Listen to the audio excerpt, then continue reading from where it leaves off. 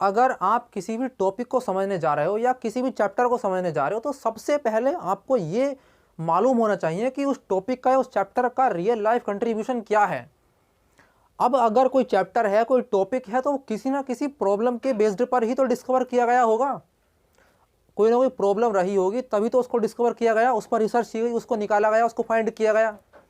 अगर कोई प्रॉब्लम ही नहीं होती रियल लाइफ में तो वो टॉपिक आता ही क्यों, वो चैप्टर आता ही क्यों, वो लाइंस आती ही क्यों जो हम पढ़ने वाले हैं। अब सबसे पहले आपको यही सोचना होगा कि उसका रियल लाइफ कंट्रीब्यूशन क्या है।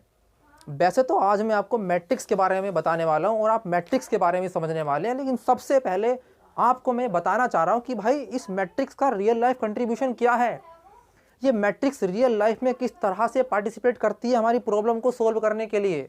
ये मैट्रिक्स का जो जन्म है वो किस प्रॉब्लम को सोल्व करने के लिए हुआ था और आज हम इसका यूज़ कहाँ कहाँ तक कर रहे हैं मैट्रिक्स का यूज़।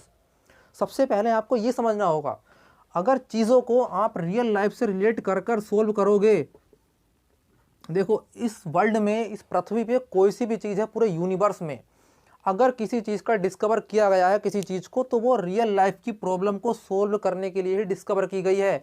अगर रियल लाइफ में कोई प्रॉब्लम ना हो तो कोई सॉल्यूशन भी हमारे पास उसका नहीं होगा, क्योंकि हमारे पास कोई प्रॉब्लम है ही नहीं। अब अगर हमारे पास रियल लाइफ में एक प्रॉब्लम थी तो उस प्रॉब्लम को सोल्व करने के लिए हमने किसी चीज़ को डिस्कवर किया, किसी टॉपिक को डिस्कवर किया, किसी चीज़ पर रिसर्च करी और हमने उसको फाइंड किया। सेम उसी तरह से मैट्रिक्स भी है। आपका इंटरेस्ट मैट्रिक्स में है, लेकिन मैं जो आपको बताने वाला हूं उससे आपका इंटरेस्ट मैट्रिक्स में और बढ़ने वाला है। अगर आप किसी भी चीज़ को समझना चाह रहे हो तो आपको उससे पहले उसके रियल लाइफ के बारे में क्या पार्टिसिपेशन करती है वो चीज़, रियल लाइफ में उसका क्या कंट्रीब्यूशन है, आपको वो भी समझना चाहिए। अब क्योंकि हम मैथमेटिक्स पढ़ रहे हैं तो मैथमेटिक्स के अंदर ही मैट्रिक्स का चैप्टर है, मैट्रिक्स का टॉपिक है। और मैट्रिक्स जो है ये हमारा है मैथमेटिक्स, ठीक है, मैथमेटिक्स। और जो ये मैट्रिक्स है ना, मैट्रिक्स, ये मैट्रिक्स मैथमेटिक्स का एक बहुत ही पावरफुल टूल है। इसकी हेल्प से हम रियल लाइफ की बहुत सारी प्रॉब्लम्स को आज सोल्व कर पा रहे हैं। जब इसका जन्म हुआ था मैट्रिक्स का, तो सिर्फ और सिर्फ इसको इसलिए इस्तेमाल किया गया था ताकि हम जो लीनियर इक्वेशंस होती हैं, जो लीनियर इक्वेशंस होती हैं जिन्हें हिंदी में रेखिक समीकरण बोला जाता है, उनके जो कोएफिशिएंट होते हैं उनको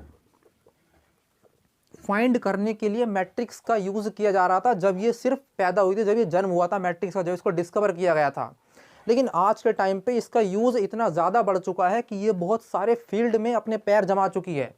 आप ये कह सकते हैं कि मैट्रिक्स का जो साम्राज्य है, अगर मैं पुरानी लैंग्वेज में बोलूँ तो मैं ये कह सकता हूँ कि मैट्रिक्स का जो साम्राज्य है वो आज बहुत बड़ा हो चुका है। मैट्रिक्स जो है आज बहुत सारी जगहों पर यूज़ की जा रही है। जैसे कि मैं अगर आपको बताऊं तो आपने पर्सनल कंप्यूटर का नाम सुना होगा। पर्सनल कंप्यूटर जो आपके पास जनरली होते हैं, पर्सनल कंप्यूटर, ठीक है। पर्सनल कंप्यूटर में इलेक्ट्रॉनिक स्प्रेडशीट प्रोग्राम्स होते हैं। उन इलेक्ट्रॉनिक स्प्रेडशीट प्रोग्राम्स को बनाने के लिए मैट्रिक्स का यूज़ होता है। आज बहुत बड़े पैमाने पर बनाने के लिए उनको मैट्रिक्स का यूज़ किया जा रहा है। वो इलेक्ट्रॉनिक स्प्रेडशीट प्रोग्राम जो है वो मैट्रिक्स की हेल्प से ही आज पॉसिबल हो पाए हैं। और उन प्रोग्राम्स का यूज़ आज के प्रेजेंट टाइम में किस किस चीज़ के लिए हो रहा है? बजटिंग के लिए हो रहा है। बजटिंग यानी कि बजट को बनाने के लिए। दूसरा उनका इस्तेमाल हो रहा है कॉस्ट एस्टिमेशन में, कॉस्ट एस्टिमेशन में। तीसरा उनका यूज़ हो रहा है सेल्स प्रोजेक्शन में, सेल्स प्रोजेक्शन में। इसके अलावा भी अगर कोई एक्सपेरिमेंट किया गया है तो उस एक्सपेरिमेंट के रिजल्ट को एनालाइज करने में मैट्रिक्स का इस्तेमाल आज किया जा रहा है, मैट्रिक्स का यूज़ आज किया जा रहा है। इन सबको भी छोड़ दो, ये तो इस्तेमाल हो ही रहा है। इसके अलावा आज मैट्रिक्स इतनी ज़्यादा पावरफुल हो चुकी है कि उसका जो यूज़ है एक क्रिप्टोग्राफी नाम के फील्ड में भी मैट्रिक्स का यूज़ हो रहा है। क्रिप्टोग्राफी, अगर आप क्रिप्टोग्राफी को डीपली समझना चाह रहे हो तो भाई आप इंटरनेट पर इसके बारे में और सर्च कर सकते हो। लेकिन मेनली मैं आपको इतना बता देता हूँ कि क्रिप्टोग्राफी जो है वो आज के टाइम में बहुत बड़ा फील्ड बन चुका है। जैसे कि आपने नाम सुना होगा एंड टू एंड इंक्रिप्शन का, एंड टू एंड इंक्रिप्शन। अगर आप सोशल मीडिया का यूज़ करते हैं तो व्हाट्सअप का नाम आपने सुना होगा, तो उसमें एंड टू एंड इंक्रिप्शन ही यूज़ होता है और ये क्रिप्टोग्राफी पर ही बेस्ड है। ये क्रिप्टोग्राफी की हेल्प से ही होता है। क्रिप्टोग्राफी जो है वो होती है मैट्रिक्स की हेल्प से, लेकिन उसके अलावा भी क्रिप्टोग्राफी और चीज़ों पर बेस्ड भी है, लेकिन मैट्रिक्स का इस्तेमाल भी उसमें बहुत ज़्यादा है क्रिप्टोग्राफी में। इसके अलावा आप पासवर्ड जो बना रहे हो आज के टाइम पे, स्ट्रॉन्ग पासवर्ड, वो भी क्रिप्टोग्राफी के अंदर ही आते हैं, वो भी क्रिप्टोग्राफी के अंदर ही आते हैं। तो पासवर्ड भी जो है वो क्रिप्टोग्राफी से ही पॉसिबल हो पाए हैं, क्रिप्टोग्राफी की वजह से ही। ये बंडल होता है नंबर्स का क्रिप्टोग्राफी, ठीक है, इतना समझ लो फिलहाल के लिए। तो मैट्रिक्स का यूज जो है वो इन सब में भी हो रहा है, इन सब में भी हो रहा है। इन सब के अलावा भी फिजिक्स के ऑपरेशंस में मैट्रिक्स यूज़ होती है। जी हाँ, मैट्रिक्स जो है वो फिजिक्स के ऑपरेशंस में भी यूज़ होती है। जैसे कि अगर मैं बात करूं यहाँ पर मैग्निफिकेशन की, ये लिखा मैंने मैग्निफिकेशन। दूसरा ले लेता हूँ मैं यहाँ पर रोटेशन। तीसरा मैंने यहाँ पे ले लिया रिफ्लेक्शन। ठीक है, 3 चीज़ मैं यहाँ पर ले रहा हूँ। इनके अलावा भी और होती है फिजिक्स में, लेकिन जो मेरी नॉलेज में है मैग्निफिकेशन, रोटेशन, रिफ्लेक्शन, इनको अगर आप मैथमेटिकली डिनोट करना चाहते हैं पेपर पर, तो आपको मैट्रिक्स की हेल्प से आप इनको डिनोट कर सकते हैं। फिर से सुनो ध्यान से, अगर आप मैग्निफिकेशन को, रोटेशन को, रिफ्लेक्शन को, इनके अलावा भी और चीज़ हैं लेकिन मैंने सिर्फ इनको लिया है, अगर आप इनको पेपर पर मैथमेटिकली फॉर्म में डिनोट करना चाहते हैं तो आप इनको मैट्रिक्स की हेल्प से डिनोट कर सकते हैं। ये पॉसिबल हो पाया है मैट्रिक्स की वजह से। अगर हम अब आगे बढ़ें तो साइंस के अलावा भी मैथमेटिक्स की मैट्रिक्स का यूज़ कई जगह पर है। जैसे कि मैं अगर यहाँ पर बात करता हूँ किसके बारे में, जेनेटिक साइंस के बारे में। अगर मैं बात करूँ जेनेटिक साइंस में, तो जेनेटिक साइंस में भी मैट्रिक्स यूज़ होती है। आप इंटरनेट पर सर्च कर सकते हैं कि कैसे होती है, लेकिन जेनेटिक साइंस में भी मैट्रिक्स यूज़ होती है। इसके अलावा कॉमर्स में मैट्रिक्स यूज़ होती है। इसके अलावा जो मॉडर्न टाइम का साइकोलॉजिकल साइंस है उसमें भी मैट्रिक्स यूज़ होती है। इसके अलावा जो इंडस्ट्रियल मैनेजमेंट हो रहा है आज के टाइम में, उसमें भी मैट्रिक्स इस्तेमाल में लाई जा रही। तो भाई साहब ये मैट्रिक्स जो है आज अपना साम्राज्य बहुत दूर तक फैला चुकी है। इसको पढ़ने से पहले मैंने आपको इसके रियल लाइफ प्रॉब्लम और सॉल्यूशन के बारे में बताया कि मैट्रिक्स जो है आपको क्यों पढ़नी चाहिए, रियल लाइफ में इसका क्या इस्तेमाल है, रियल लाइफ में इसका क्या यूज़ होने वाला है। अगर आपको ये सब आगे जाकर फेस करना है तो आप मैट्रिक्स को कहीं ना कहीं फेस करोगे। तो आज के टाइम पे आपको मैट्रिक्स को बड़ी ही सीरियसली होकर पढ़ना होगा और बड़े ही मज़े में पढ़ना होगा। तो मैंने आपको बताया कि किस तरह से मैट्रिक्स का यूज़ आज रियल लाइफ की प्रॉब्लम्स को सॉल्व करने में किया जा रहा है। जब तक कोई चीज़ रियल लाइफ की प्रॉब्लम्स को सॉल्व नहीं कर सकती वो बड़ी नहीं बन सकती है। मैट्रिक्स इसलिए बड़ी बनी है क्योंकि इसने बहुत सारी रियल लाइफ की प्रॉब्लम्स को आज दूर करके रख दिया है, सोल्व करके रख दिया है। क्योंकि मैट्रिक्स जब तक आप मैट्रिक्स को या किसी भी चैप्टर को सिर्फ एज अ किताब की तरह पढ़ोगे, एज अ कॉपी पर उसको सोल्व करोगे, पेन से सोल्व करोगे, आप उसको किसी रियल लाइफ की प्रॉब्लम को सोल्व करने में इस्तेमाल नहीं करोगे, तो आप उसको सिर्फ उस पेपर पर ही सोल्व करते हुए रह जाओगे, आप उससे कुछ भी हासिल नहीं कर पाओगे। अगर आपने उस टॉपिक के या उस चैप्टर के इस्तेमाल का रियल लाइफ सॉल्यूशन और रियल लाइफ प्रॉब्लम के बारे में जाना तो आपको उसमें इंटरेस्ट और बढ़ जाएगा। और आप अब सिर्फ उसको इसलिए नहीं पढ़ोगे कि आप सिर्फ उसको सोल्व करें, क्वेश्चन करें, एग्जाम्पल करें और सिर्फ हट जाएं, बल्कि आप उसको अब इसलिए पढ़ रहे हो क्योंकि आपको रियल लाइफ की प्रॉब्लम्स को सोल्व करना है। तो श्रीमान, ये आपने देखा कि किस तरह से मैट्रिक्स जो है वो प्रेजेंट टाइम में कितना बड़ा रोल प्ले कर रही है, कितनी सारी प्रॉब्लम्स को हम मैट्रिक्स की हेल्प से प्रेजेंट टाइम में सोल्व कर पा रहे हैं। रियल लाइफ में वो कहाँ पर यूज़ हो रही है, जैसे कि पर्सनल कंप्यूटर में इलेक्ट्रॉनिक स्प्रेडशीट प्रोग्राम्स बनाए जा रहे हैं और उन प्रोग्राम्स को बजटिंग में यूज़ किया जा रहा है, कॉस्ट एस्टिमेशन में यूज़ किया जा रहा है, उन प्रोग्राम्स को सेल्स के प्रोडक्शन में यूज़ किया जा रहा है। इन सब के अलावा मैट्रिक्स जो है वो प्रेजेंट टाइम में क्रिप्टोग्राफी में बहुत बड़ा रोल प्ले करती है। क्रिप्टोग्राफी के अंदर मैट्रिक्स का बहुत ज़्यादा यूज़ होता है एंड टू एंड इंक्रिप्शन को बढ़ाने के लिए। अगर मैं बात करूँ फिजिक्स की, तो भाई यहाँ पर फिजिक्स के डोमेन में भी मैट्रिक्स का बहुत बड़ा रोल है। यहाँ पर अगर मैं मैग्नीफिकेशन को, रोटेशन को, रिफ्लेक्शन को मैथमेटिकली पेपर पर डिनोट करना चाह रहा हूँ तो मैं मैट्रिक्स की हेल्प से इनको पेपर पर डिनोट कर सकता हूँ।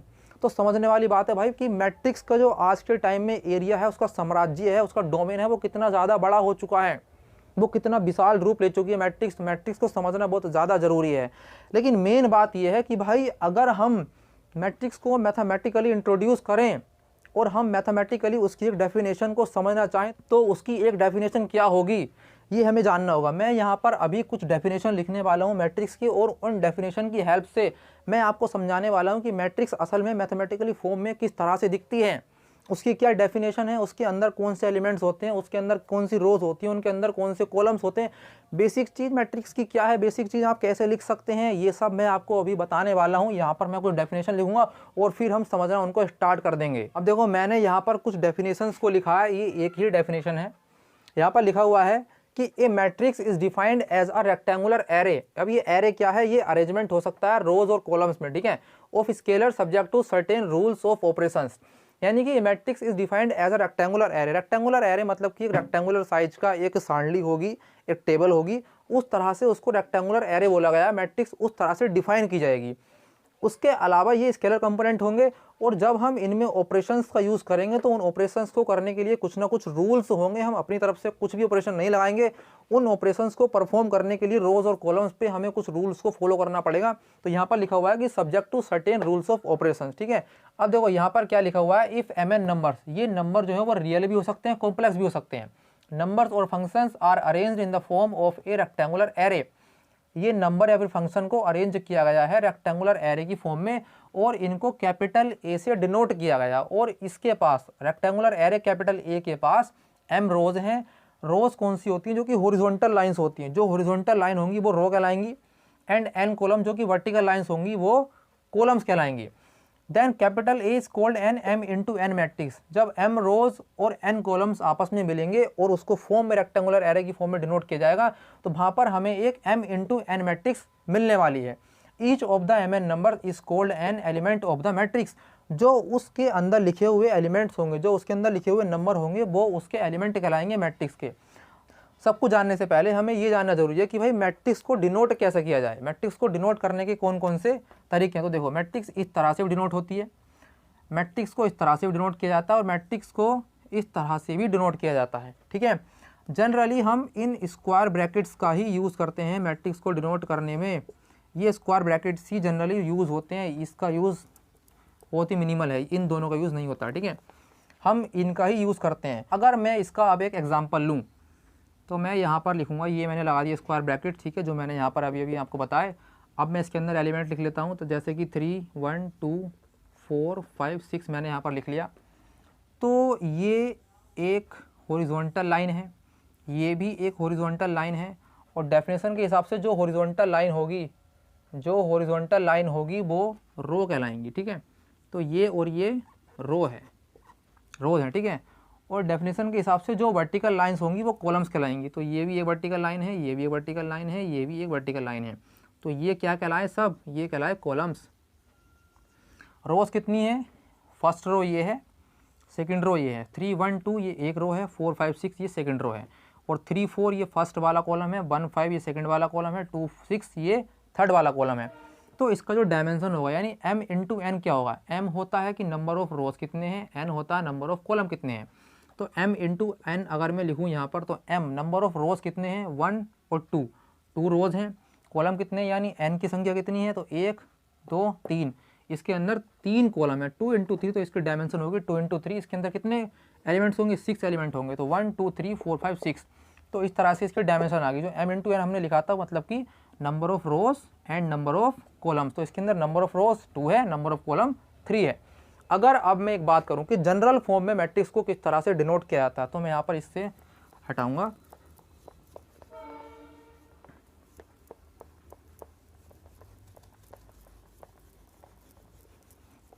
एक मैट्रिक्स को जनरल फॉर्म में इस टाइप से लिखा जाता है: A11 A12 A13 dot dot A1n।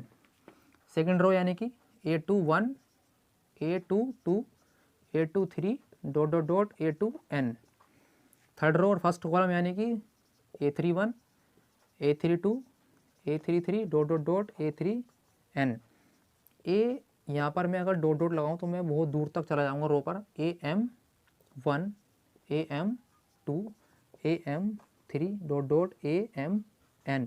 ये एक m इंटू एन मैट्रिक्स है जो मैंने आपके सामने अभी लिखी हुई है यहाँ पर। ये मैट्रिक्स है m इंटू एन, और इसके अंदर ये सब एलिमेंट हैं। ये A11 है, A12 A13 ये एक एलिमेंट है, ये भी एक एलिमेंट है, ये भी एक एलिमेंट है, ये सब इसके एलिमेंट है इस मैट्रिक्स के। अब ये यहाँ पर ये क्या है? A11 A12 A13, इसका मतलब है क्या? A1n इसका मतलब है क्या?